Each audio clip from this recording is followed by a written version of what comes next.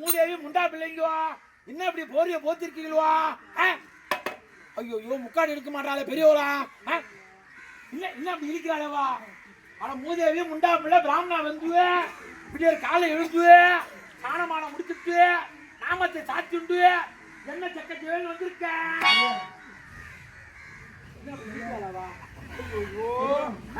என்ன அப்படி இருக்கிறாளவா? அம்மா உயர உட்காந்துருக்கா பாரு. வரட்டு விளாட மாட்டா ஒரு பிராமணன் ஓடி இருக்க பாரு. ஐயோ அப்படி இருக்கிறாளா? ஐயா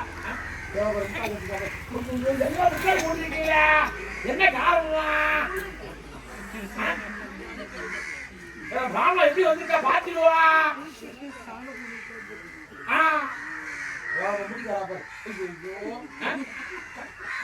என்ன இப்படி இருக்காளவா?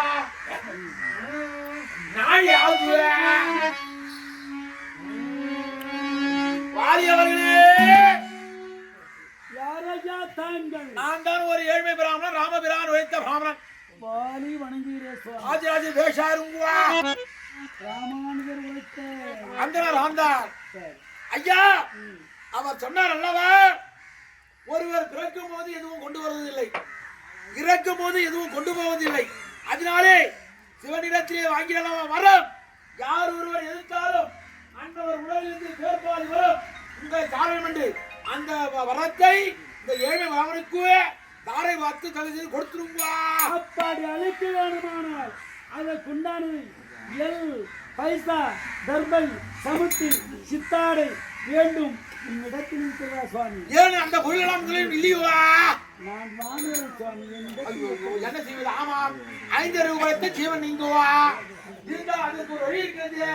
வரக்கூடிய வழியை ஒரு சூத்திரா நிதிக்கிய செய்து வச்சு எல் பைசா பச்சை உது அனைத்து கொண்டு வந்திருக்கிறேன். அதை வச்சுட்டு தாரை வாக்கிங்களா?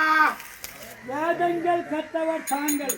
இந்த வாரி உனக்கு அறிவுரை சொல்வது ஒருவருக்கு தாரை வார்த்த பொருளை மீண்டும் எடுத்து மற்றவருக்கு கொடுத்தால் அது புண்ணியம் உண்டாகுமா? புண்ணியம் உண்டாகாது. ஒருவருக்கு அழைக்க புத்தம் புதிய பொருளை கொடுக்க வேண்டும், புண்ணியத்தை அடைய வேண்டும்.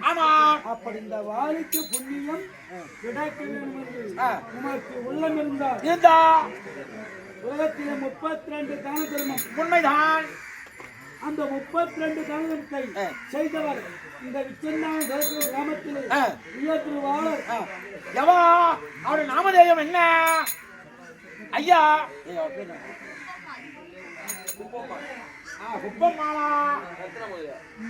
ரத்தின முதலியார் அவருடைய பாரியால் குப்பம்மாள் இருவர் சதிபதியமாக வாழ்ந்து இப்போது சிவலோகத்தில் அடைய போகிறார்.